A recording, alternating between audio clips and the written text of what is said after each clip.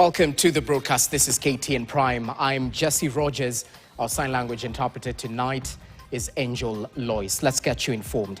Now, President William Ruto is at the moment holed up in a meeting with stakeholders in the transport sector over the rise in fuel prices.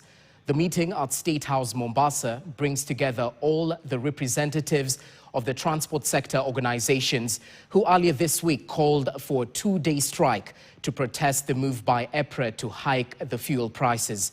The strike was suspended for 1 week in a bid to find the way forward between the stakeholders and government officials led by President William Ruto himself. We'll keep you updated in case of any other developments from the coastal region as President William Ruto chairs those meetings to find the way forward from that impasse. Now, still on matters to do with the fuel crisis, President William Ruto returned to the country quietly and headed straight to the coast, where he engaged in high-level politics.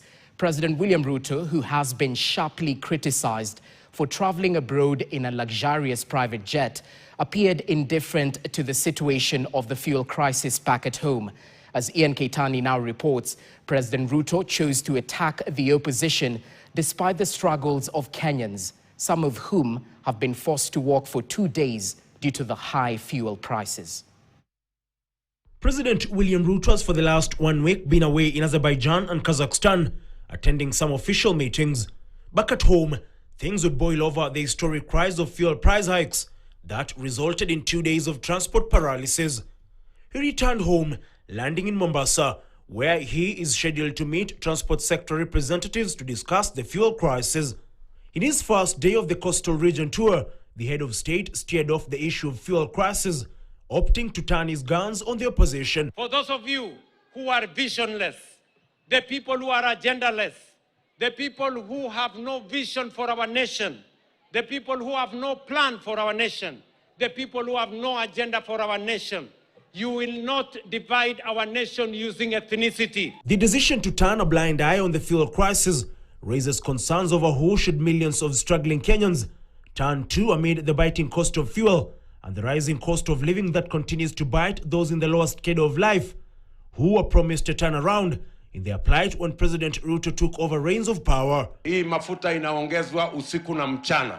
Mimi nataka niwaeleze ya kwamba these people don't understand the damage they are doing to the people and the economy of Kenya. President William Ruto's silence mirrors that of his deputy Kithure Kindiki, who also kept off the fuel emergency talks instead of chairing the talks on behalf of his boss, the president. This comes barely 4 of the 7 days set for deliberations between transport stakeholders and the government remaining. Upon his return, the president presided over issuance of title deeds to coast residents, an event attended by other coast leaders who pledged the region's support for his re-election. Vita vya Kalonzo, vita vya Rigiji, sio vita vyetu. Umeelewa hiyo? Wao walikuwa na nafasi zao, wakachoma wenyewe, wakaharibu wenyewe. Sisi watu wa jimbo la Pwani hatuwezi kamwe kupigania vita vya watu wengine. Serikali ya broad-based is delivering. Na kama tunaendelea kudeliver, tuendelee kushikana pamoja, tufanye kazi pamoja, na hii Pwani hatuna sababu ya wapinzani. They are not fighting our wars.